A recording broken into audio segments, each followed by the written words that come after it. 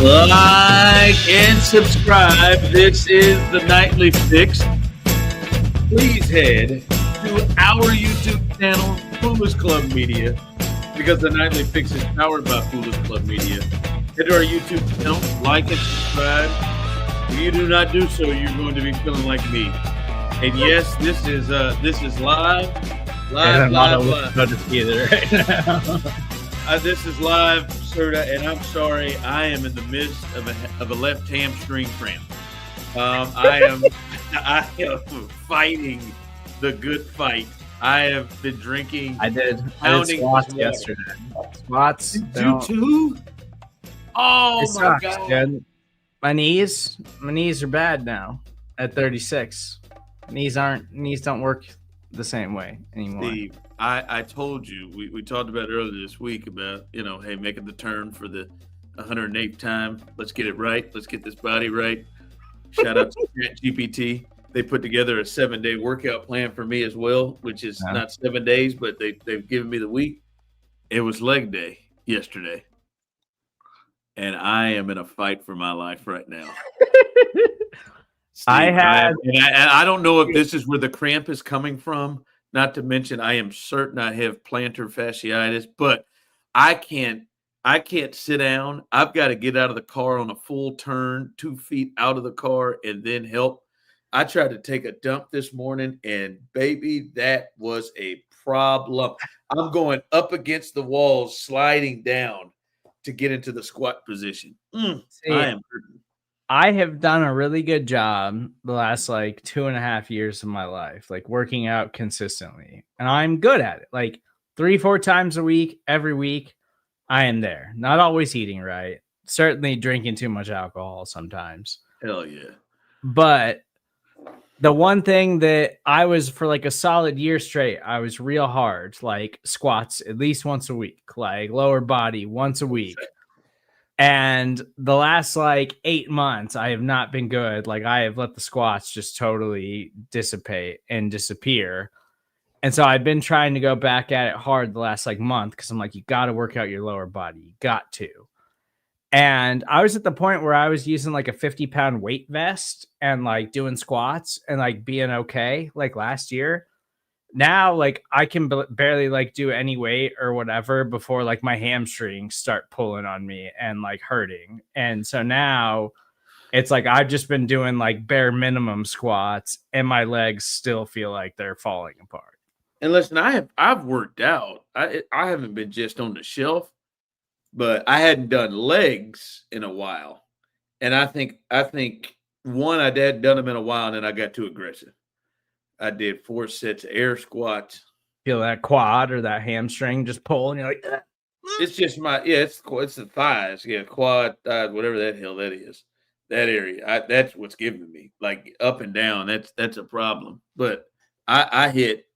Thank God that cramp just went away. Good hell, that was aggressive. But no, I did 4 sets of 15 air squats, and then I did lunges. And then I did suck. I did 225 on the squat. That is that was the first time that's first time in 6 months I had done legs. I done leg Start out just a couple of 25s on each side. That'll probably be all right. I really think the air squats and lunges would have been enough. I don't know what I was doing. I got excited. I got aggressive. It was getting after it time, and I got after it, and I am paying for it right now. I was doing for a while. I was going on walks to help with the lower body stuff. So the walks were helping, and I did that too. But then I was wearing a weight vest when I would go on the walk, so it all mattered. But I haven't been as good about that the last 6 months to a year, and I was I want to get back into it. I got to work out my lower body. Can't just work out upper body all the time. And since I've been doing it, I've been absolutely miserable. My entire body hurts in a way that it hasn't in a while. Yeah, I've got a good mind to just saying the hell with it. I've got a good mind of just saying cardio, legs, maybe throw in some calf raises or some. I think I'm done. I am hurting, Jack. I mean, hurting. You know what else is hurting? These damn Miami Dolphins. They're here getting their ass kicked on Thursday Night Football. Yeah. It is Use an 28. H-man, like rip off a 50-yard run before this end of this game. That would be nice. Yeah, I don't think he's going to touch it again, Steve. It feels like right now as we're sitting here, the Ravens are about to run this thing on out. They're getting close to knees. And what do you know? The return of Lamar Jackson and the return of Derrick Henry being a major part of the offense returns. It seems like it had been a long, long time since. I mean, he had been over not 100 yards. He's got 119 right now. He's got 19 carries for 119 yards rushing right now. And Feels Derrick like he did all that in the second half too, because he did not have a lot of rushing yards in the first half of this game. Yeah, listen, and was throwing, and they were just making everything look easy against this Dolphins team. Yeah, and he's picked it up a lot because, he ran through that stretch, Serda, where he got 23, 50, 42, 33 yards in 4 straight games. 71 last week, 122 against the Rams, but now they are taking these, and this thing's over. And the Ravens are going to move to 3-5, and the Dolphins are 2-7. Look like they're going to fire some people. We got to get close to that. Because there's a couple of things to look at here with this. Because the Ravens defense, that was as big a problem as the injuries. And it looks we see Kyle Hamilton's back. I saw Marlon Humphrey back. I saw Roquan Smith is back. And they've played a lot better the last few weeks. And Zach Orr maybe doing what he did last year, and they started off slow, really, really slow, and then came back at it. They don't need to be spectacular, right, with this offense and the way that they control the game. And I'll be honest with you, the Dolphins moved the ball. The Dolphins had several drives in the red zone across the 50. They just had turnovers. I saw at least 1 or 2 turnover on downs. I saw a fumble down here. I saw a pick because Tua's got 2 picks, and they've got another fumble there. They've turned the ball over there, turnover on downs. But Serda, 6 points, and I know the Dolphins are bad, but they just put they just put it on the Falcons last week. They scored like 34 on the road against the Falcons, a Falcons team that shut the Bills down the previous week and held them to 14. They put 30+ on the Falcons, and the Ravens come back and give up 6 points in Miami against that team. And when you look at this offense, they held them 2 for 12 on third down, under 90 yards rushing in this game. Had multiple sacks and got 2 turnovers. Like this to me, I'm not that impressed that they beat the Dolphins, sir. The Dolphins aren't good. But when you really look at it, is them allowing 6 points and doing what they did on third down, held them from running the football, which was a struggle for them, multiple turnovers. If they get this level of defense, sort of like, the Ravens look out in the North, and they look like they are coming now, sort of. The Ravens look like, I ain't gonna say back or whatever, but they look like they are potentially primed to surge. What is this 2 in a row for them? Yeah, they beat the Bears last week. Now they just beat the Dolphins, and sort of they have a real chance to make a move with their schedule. And I'll be honest, I'm looking the way this sets up, and I look at their schedule.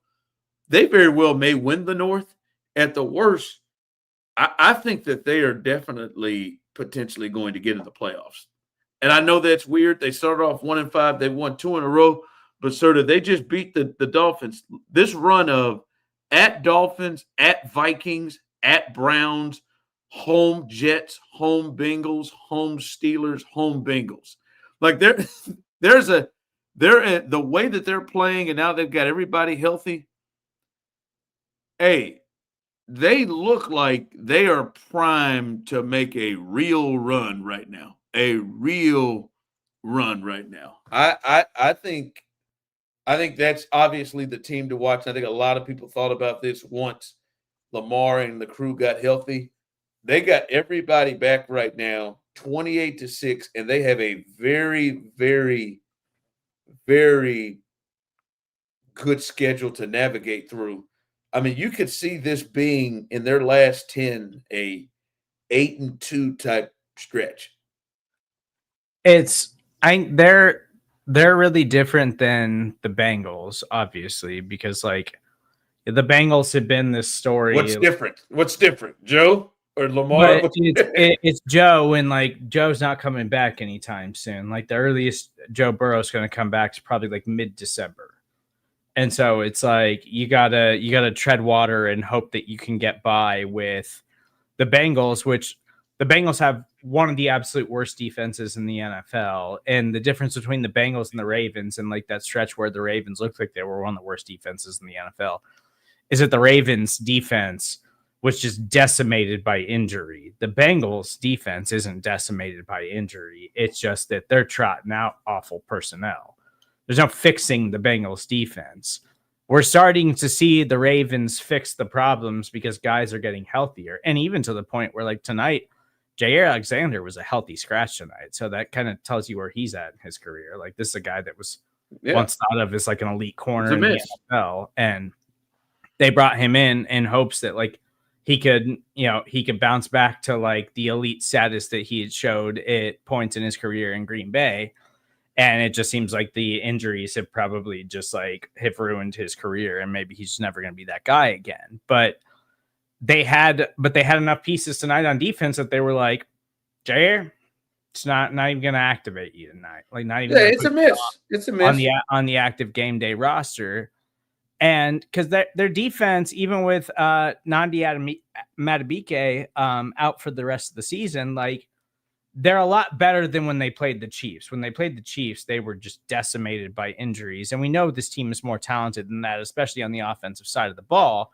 It's just when you lose Lamar and their offensive line is already not great, then, obviously it's going to be difficult. And they don't have they have talented pass catchers, but they don't have like star pass catchers. And so it's like when you lose your elite quarterback, your superstar, multiple time MVP, like, yes, it's going to be difficult, but then Lamar comes in tonight and immediately just like, oh, that's what we forgot about the Ravens.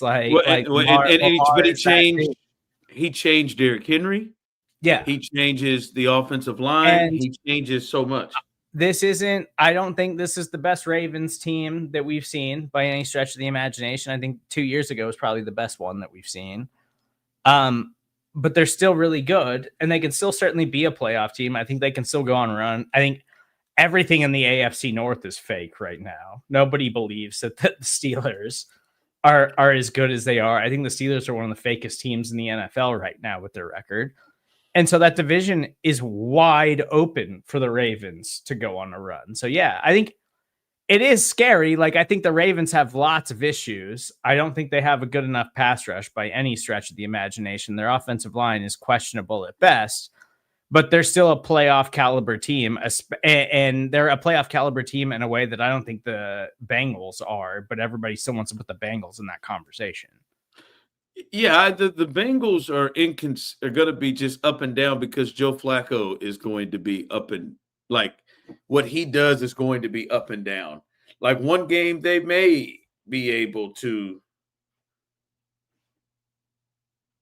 get Jamar Chase 23 targets in a game and have a big game. That's been insane. It's not even efficient. And it's just pepper him with targets and hope something good happens. But then the next game, they're going to lose to the Jets at home and give up 39 points to a guy, Woody Johnson, who his owner said if he could just complete a pass, we got a shot. And now Trey Hendrickson's hurt, and they should have just traded him instead of paying him a bunch of money because their defense is the worst defense in the NFL, despite the fact that Trey Hendrickson's one of the best pass rushers in the league when he's healthy. Because let me tell you where we are, Steve. I think a lot of the AFC is now looking at this in a way of, yo, come on, win that division. Come on, win that division. Because the worst thing would be is if Pittsburgh somehow holds it together enough and they win the North and the because it's hard for me, Serta, and I went through this schedule and the way that they can play right now, the way they could look, because they kicked off their schedule. Their start was tough, right? They had a really tough front end of the schedule. But now we're looking at the division, and the Browns absolutely stink. The Bengals, to me, are, like I said, up and down. They have the ability to lose at home to the Jets by giving up 39 points. They can lose to anybody. The Jets stink themselves. They just got their first win. I mean, like, I'm looking at this. They're 3-5, right? I don't think the Vikings are very good. They got some parts and some pieces. They are. And JJ McCarthy's taken over because Wentz is gone. And I don't think JJ McCarthy's an upgrade over Carson Wentz. Yes, so they can be spicy. I think that's a game that they can win. I like them, like, very confident against the Browns, very confident against the Jets, very confident home against the Bengals, very confident home against the Steelers, very confident on the road against the Bengals. Right? They got a 2-game stretch of home Patriots at Packers. I think they're going to win one of those games. And then they're at the Steelers. Like, Steve, they're going to at least, to me, win 7 out of 10. It's right, and that puts them at 10. It's certainly to their benefit that, like, they got some of these brutal games out of the way early. I feel like Buffalo somehow has an easy schedule every year, despite the fact that they win the AFC East every year. Maybe it's just because they're in the AFC East, but they're in the East. Yes, the division's easy, but I feel like Buffalo always kind of lucks out with these schedules somehow, because it's like I don't feel like Buffalo's schedule gets that much harder. Like, they have some tough games, but like the Chiefs and the Ravens have played brutal schedules so far this year, and the Chiefs' back end of the schedule is certainly lighter, but even post-bye, like, they got the Broncos, they got the Colts, like, out of the bye. Like, that's another tough run for the Chiefs. Like, I think the big thing with the Ravens is if their defense can just be with the teams remaining on their schedule, they'll be all right. In their last 3 games, they gave up 17 to the Rams. Yeah. And that's a really good offense that the Rams then went and got 30 plus on the Jags without Puka Nacua the next week. And then they gave up 16 to the Bears. The Bears can be a spicy offense, especially for how bad this Ravens defense was at the start. I mean, they were giving up 41, 38, 37, 44, right? And that was even with Roquan and Kyle Hamilton. And then they give up 6 tonight to a Dolphins team that just put up 30 plus last week against the Falcons. So if they can just be all right defensively, they play this kind of defense, they're going to beat the Vikings, they're going to beat the Browns, they're going to beat the Jets, they're going to beat the Bengals, they're going to beat the Steelers. It's their defense is certainly, when healthy, like, much more talented than the 3-game stretch that they had, where they gave up 38 to the Lions, 37 to the Chiefs, and then 44 to the Texans.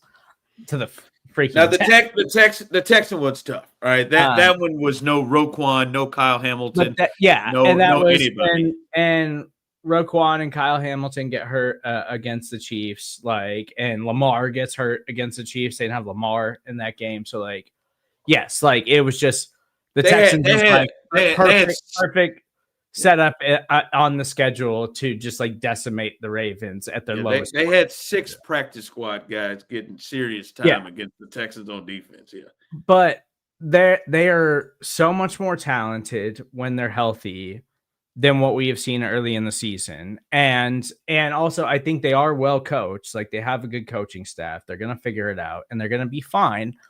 And I do think they're totally talented enough to, like, go on a run and be a thing here in the AFC. And it's going to be fun to watch. as long as they can keep Lamar healthy. Because if Lamar goes down again, it's over. Like, oh yeah, they can't keep this thing. They're not talented enough right now without Lamar to keep this thing afloat. Like, Lamar has to be there.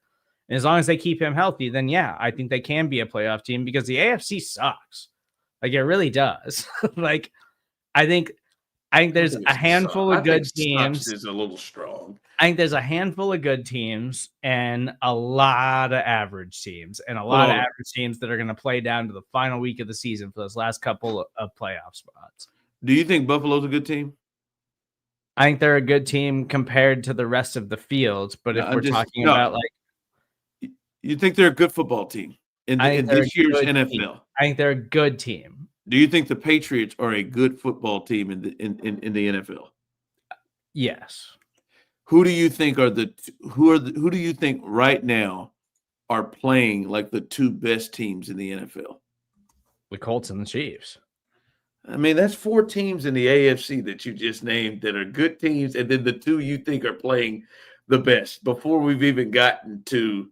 But it's still so early in the season. Like, we're still figuring things out. We got to the Broncos. I'm just saying. I think the Lions are really, really good, and I think that they played the Chiefs at a tough spot where their defense is banged up, and I think their defense is better than what we saw against the Chiefs. And I think overall they're a better football team than what we saw against the Chiefs. I think the Lions are really, really good. I think the Packers are also really, really good, but they're really, really young. I think the Seahawks are a good team. They're a good, well-rounded team. Like, I think in the AFC, I think you can poke a lot more holes than you can in the better teams in the NFC. Like, the Bucks, they're fun and they're good and they're well coached, but they just got way too many injuries. Like, I just don't know how long the Bucks can actually keep this up. Yeah, I don't think the AFC sucks. Like, I think like the Patriots are very comparable to Seattle and the Rams to me of those type teams. And I think the Colts, as much as it's hard for me to roll through, I think they're going to beat the hell out of the Steelers on Sunday. They are playing like the best team in football, and they got the best record in football. The Chiefs are coming. The Bills are still good. Maybe not as good as they were last year. They're still good. I just don't think the AFC sucks. And I think you're aggressive. I think it's a lot of teams that are on the same level, and the Chiefs are coming for everybody right now. Like, the Broncos and the Chargers, I think the Broncos and Chargers are in the same category as a lot of these, as like Patriots, Broncos, Chargers, like all kind of grouped together teams. And then it's the Colts. It's the Colts and it's the Chiefs, like right now in the AFC, and the Bills. But I think the Bills are kind of frauds. Like, I think the Packers and the Eagles and the Lions are kind of separating themselves from everybody else in the NFC. By the way, Lamar Jackson in his return, as I said, you look at it, Derrick Henry is different. Derrick Henry has 19 carries for $120.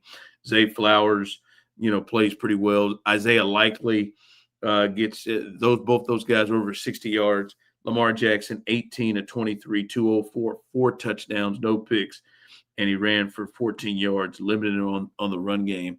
I just throw those numbers out to say Osita's not here tonight, and you have tied the fantasy football. Didn't send in the fantasy picks, by the way. He did. He did? Yeah. And I tried to, and I put them in, but I want to go with you because he sent. Did he send them to you individually? He didn't want me to see them. He sent it to the group. He did. Now that you say this, I'm guessing you may not have shown or seen. He sent it at 5:30. I just missed it. I'm guessing you may not have seen some of the videos that I would like for us to play it again tonight. I pulled them. They're not ready yet, but we'll see how that goes. But here is the deal. You guys are tied up. You have made you're like the Chiefs. You're like the Ravens right now. You're coming. You're on a roll.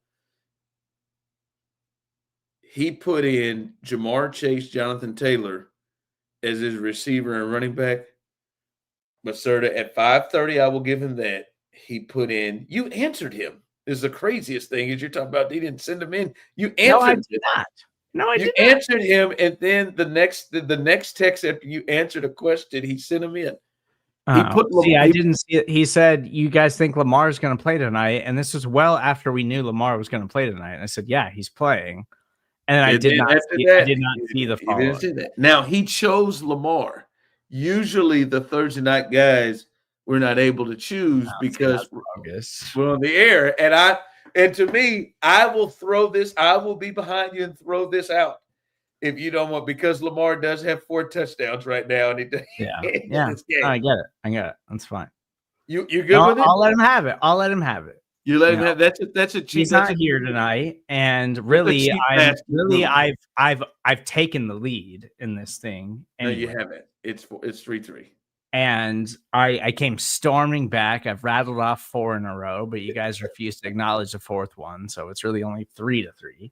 So you know what? I'll let him have the leg up. Okay. All right. You can pick Lamar. You can pick the 35 points Lamar probably had tonight. Yeah, he's got Lamar, he's got Jamar Chase, and he's got Jonathan Taylor. So I mean, yes, he did kick things off. The only reason why I even put it and brought it to you, Steve, is because he did do it at 5:32. He did send it in on Lamar at 5:32, but I do think it's Bush League because I know for you, Lamar and Derrick Henry and anybody else is off the table because you're not picking it to That's fine. That's fine. I'm just instead of trying to pick some deep cut type of players, I'm just gonna rip off the top, and that's what you should do. That is what you should do, and you should not fight. 29 points is what Lamar got today. So okay. So do you want my picks right now? Is that what you're saying? Let's hear them. Let's hear your picks right now. I'm going to pick Patrick Mahomes against the Buffalo Bills. This is your first Mahomes. That's right. Because you had him last week, so you're going to pick him up both times. This is the last time you get to use Mahomes. Did I have him last week or did I have him the week before? You had him the week before too, but we didn't count the week before. So this is the last time. Counting. This is the last time. Is that we agreed on that, right? Like, we did. Okay, so Mahomes. I'm going Mahomes again. Okay. I'm going Christian McCaffrey against the New York Giants. Oh boy, yeah, he needs to have a bounce back because that was awful last week. I'm going Puka Nacua, fresh off of a bye, full practice on Thursday against the New Orleans Saints. Bet. All right, so you got Mahomes, McCaffrey, and Puka against Lamar, who already has 29 points, and Jonathan Taylor, who's going up against the Steelers, and Jamar Chase. All right. There you go. He knows we don't pick Thursday players. He did that on purpose. No, listen. I'm going to tell you right now, Steve. I think it's Bush League. I really do. I think it's Bush League, and it's sad, but I think you are. I give you credit for saying, "Nah, man, I'll let him have it. I'll let him have it." You think of yourself that good, and I like their strategy. Now you're not going to get going. I'm on a run.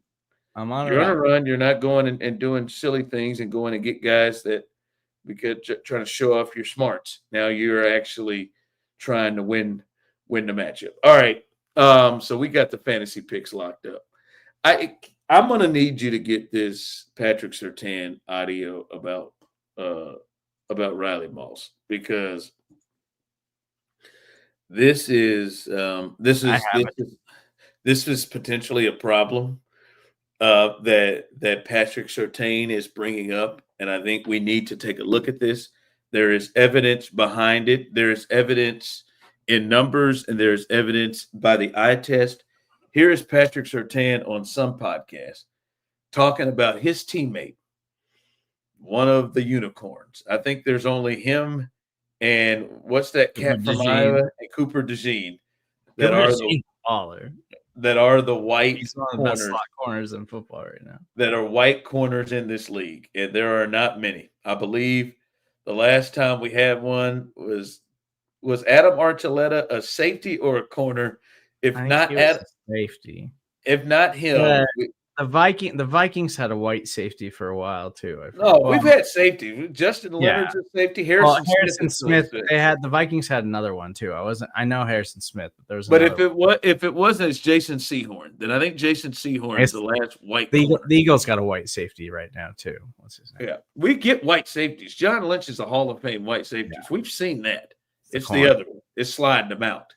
It's them saying we're going to go press against Jamar Chase. But Riley Moss is one of the unicorns, the white corners in the league. Here is his teammate, the best cornerback in football, Patrick Surtain, having what he believes a problem going on, an epidemic going on around the NFL with Riley Moss. Talk about your boy today too, Riley. I ain't gonna lie, go kill on the tape with Riley, boy. Yeah, he been hooping. Riley hard. Nah, Riley balling, bro. I ain't gonna lie, I think they racial profiling my dog, though, man. They counting all these flags on my boy, man. I ain't gonna lie, the flags is egregious, bro. You don't understand, bro. He had a rep against CD. They ran fade. He was in perfect position, played the ball, played his hands. They called a flag on my dog. I'm like, I don't know what it is, what they got against him. You think they profiling your boy?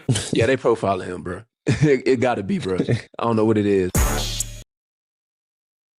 So the dude in the middle was Christian Gonzalez, who's a star cornerback. For the Patriots. The guy on the bottom was. I don't know what the podcast is, but sorry, I would give you guys credit. I just don't know what the podcast is. Yeah, that's fine.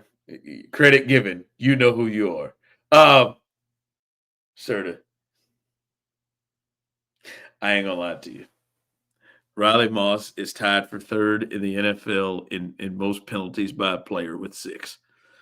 And I'm not going to lie to you. They weren't all accepted. I've watched him against the Cowboys last week.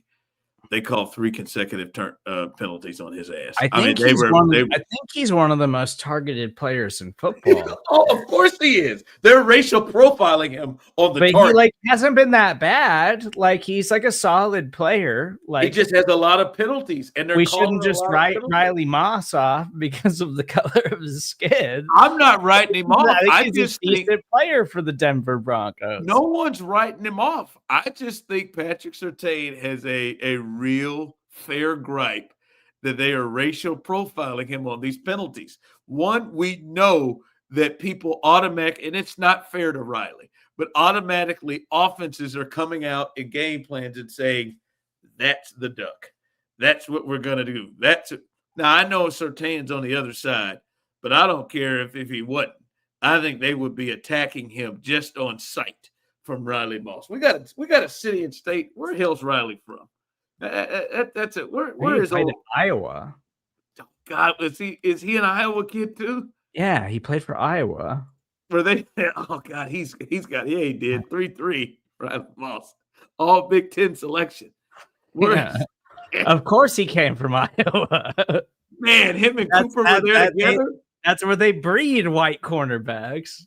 They don't come from anywhere else. Ankeny, Iowa. From the SEC.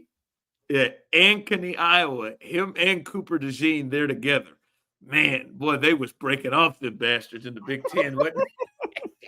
Nebraska didn't know what to do when they saw Riley. He's got to be from Indiana originally. Hey, man, and they got some good white names too. Riley and Cooper.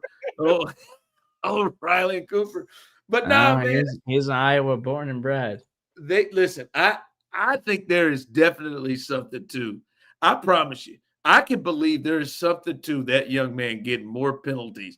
Because he is right. That rep, I watched exactly the rep he's talking about.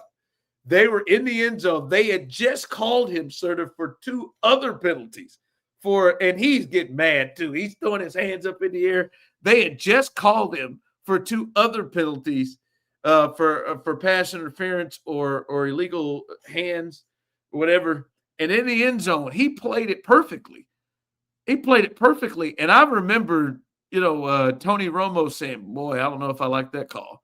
I'm thinking, no, they wouldn't have done that to Patrick Surtain.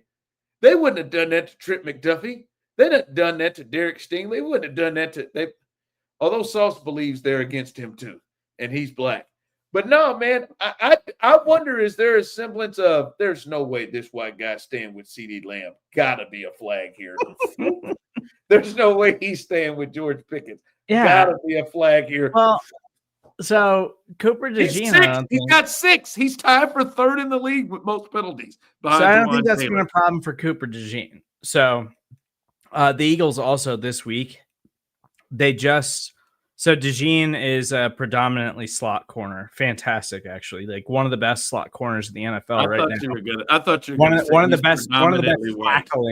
the best tackling corners in all of football too. Like he's just a straight up baller. The fact that he lasted until the second round is strictly because he was white. Like he would have been a first round pick if he wasn't white. You say like Howie Roseman basically said that when he drafted him. He's just like, we couldn't believe he was still there. Hold on. Hey, if he was mixed, you think he'd have been in Gonzalez territory? He would have been a top 25 pick in the NFL draft. If he were just mixed, if he were fully black, he would have been a top 10 pick. I'm guessing you're thinking, and he wouldn't have been at Iowa. 100%. Howie Roseman basically said that when they took him in the second round. You believe this? We can believe this in your heart, Steve. You believe this in your heart. Cooper DeJean's a baller. Like since he came in, like the Eagles got 2 really good corners. They got Quinyon Mitchell and Cooper DeJean, and Cooper DeJean is a baller. And the fact that they were able to get him in the second round is absurd. Like everybody knew that guy was like a first round caliber talent. Since coming into the league, last year was his rookie season. This is his second year. He's one of the best slot corners in the NFL. And the Eagles actually just traded for another slot corner because Vic Fangio was like, we're confident enough in Cooper that we want to move him outside because their other outside corner is garbage. Adoree Jackson's terrible. It's the biggest weak link in their secondary. And so they traded for a slot corner from the Titans, I believe. And they're about to move Cooper DeJean outside because they're that confident in Cooper DeJean's ability as a player. Oh, let's not get aggressive here. Like, he's a baller, and he would have been a top 20 pick in the NFL draft if he wasn't a white dude from Iowa. Serda, I'm looking at this, and I'm running some tape here on Riley Moss. I think it's a smart move, Steve. He wears maybe I'm reading too much of this, but we can see it in the picture. And I started watching tape on it. Serda, he wears sleeves every time. Do you think he's trying to cover up that skin so people can get thrown? Like, because right now, Steve, look in that photo. He's got the visor, everything. That's pretty hard to tell that's a white guy. It's hard. Like he's covered up big time. I wonder, is he covering up to just try to hide? Like, don't even think about it. But they already know your number, man. They know who 21 is. They know your ass. That there's something to that. I don't think he would ever admit that. I don't think anybody would ever ask him that. By the way, the Eagles traded with the Jets, not the Titans. The Titans traded with the Rams, just to make sure. He did not wear sleeves, it looks like, at Iowa when playing. And now also he's in Denver. The air's thinner. It's chillier there. It's been every game of the season, Steve. It's not been chilly in every one of them. I'm willing to bet there's something to that. I'm willing to bet. You can't ask him about it. Do we know anybody in Denver media that's comfortable enough that they would let that question rip? Because I doubt it. But I want him. Nobody would ask him that. But I bet there's something to it. If you really knew knew Riley Moss, I bet he'd admit something about those sleeves. In the words of Patrick Surtain, when he's going up against Nico Collins this weekend, and he starts getting racial profiled, and they start hitting him with penalties, I want him to come to the media and take a stand for himself. Like, hey man, I'm not, like, this isn't fair. They're doing this because they're not taking me serious because of my skin color right off the bat, and I'm in a disadvantage right off the bat because they are profiling me. I am not grabbing them. I am in good coverage. That is the damnedest thing I have heard. That done it for me right there. My man says I'm not familiar enough with Riley Moss's game to know how his tackling ability is. Like, how's that? Because I feel like that's what sets Cooper DeJean apart is that I'm not gonna lie. he gets respect for how physical he is around the line of scrimmage. I don't know, but I watched a good portion of that Cowboys Broncos game, and they kept calling on 21. I'm telling you, they were not all accepted, Serda. It had to be four times he got flagged. I'd have to double check, but I'm pretty sure he's one of the most targeted corners in football this year. But I don't think he's been bad. Like, I think he's been a pretty good player for the Broncos secondary. It was a second, if I remember right, Serda, it was a second quarter of racial profiling, according to Patrick Surtain. The second quarter, they just got all over him. Yeah, this 13 play drive, I've got the drive up. That's the one I remember. If I remember right, yeah, they got him a couple of times.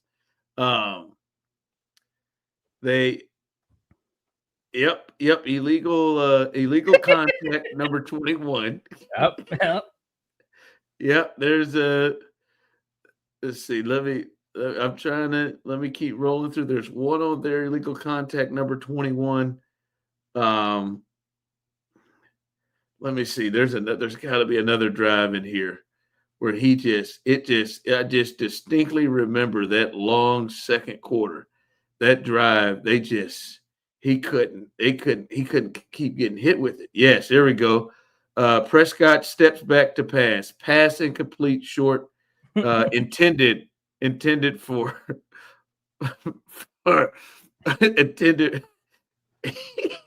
intended for Lamb, Riley Moss in coverage, holding on Riley Moss. That's difficult. So you're telling me he's predominantly covering CeeDee Lamb or George Pickens, like rotating between those two. They just keep. And George is one of the most physical, like, bullshit wide receivers of the NFL too. Here is the run. Here is the run. Okay, here we go. 9:02 left. Dak Prescott steps back to pass incomplete, short, penalty. Riley Moss, defensive pass interference, accepted. 2 plays later, Dak Prescott drops back to pass to CeeDee Lamb, penalty. Riley Moss, defensive pass interference, sets him up at the 1 yard line. Both of these plays were in the end zone and set them up at the 1 yard line. I mean, that's 5 penalties I have counted. I'm starting to be with you. This is racial profiling at its best. Before we get out of here, I want to send a shout out, and I want to acknowledge. We don't have to play this. I want to acknowledge the disrespect from Kenny Smith. You ought to be a damn shame to yourself, and you ought to take this L. But I want to give a shout out to my man's Arkansas's own, Mr. Austin Reeves. Austin Reeves sort of has had himself a week. And he's doing this with no LeBron and no Luka. Sunday against Sacramento, Steve, he had 51 points, 11 rebounds, and 9 assists. No LeBron, no Luka. They won. Portland the next night on a back-to-back, Steve, he goes 41, 4 rebounds, 5 assists. And then last night, he beats the Timberwolves. He gets 28 points, 1 rebound, and a career-tying 16 assists. And he hit the buzzer beater, game winner at the buzzer. He shot 45 free throws over the last 3 games. He is absolutely going insane. And you know what Kenny Smith went and did? That bastard went and said he's having his Jeremy Lin moment. And that is so disrespectful to Austin Reeves. Austin Reeves averaged over 20 points a game last year, and he played 80 games. Jeremy Lin came out of nowhere and had like 2 or 3 weeks and then never was Jeremy Lin again. That is so disrespectful, Kenny Smith. And everybody told him about it. Insanity was a moment that lives forever in the hearts of Knicks fans. Austin, and it was 2 weeks. Austin Reeves has been a good player for a long I'm pretty time. sure they made a 30 for 30 about Yes. Linsanity. Yes, that is so disrespectful. Austin Reeves averaged 20 points a game last year. He had 25 and 5 on a team. Does he have a 30 for 30 though? No, but he shouldn't because it was not Reeves' sanity. And the thing about it is, it was just like, you remember how Dan Orlowski refused to take that L on Carson Wentz? You remember how long he stayed on that Carson Wentz boat and said, no, man, he's gonna be just fine. He's gonna be just fine. That's what Kenny's doing. Everybody is like, when Ernie Johnson gets aggressive, like, Kenny, man, that's disrespectful. That comp. Dan Orlovsky's been bad-mouthing Patrick Mahomes for a while now, and then now all of a sudden Mahomes is playing an MVP level, and Dan's like, oh, this guy, greatest player in the world again. Like, immediately backtracks everything he said for the last 2 years. I don't know that he's been bad-mouthing him. I think that's strong, but he's been more critical of him. I'm sure you just think it as bad-mouthing. But when Ernie, Shaq, and Charles all just said, come on, nobody has run with them. He's like, no, it's not a bad comp. It's like, dude, Kenny, just take the L. That's terrible, man. Don't call that man Linsanity. Don't say he's having a Jeremy Lin moment.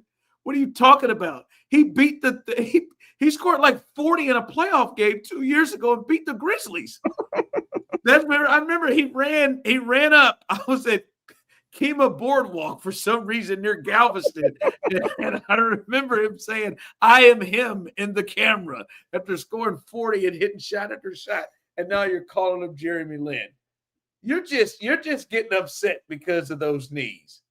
And you got to let that hate out of your heart. Hey, man, Steve, he ran to that screen to do Kenny's pictures. They might have to stop that bit because them knock knees are giving him hell running up there.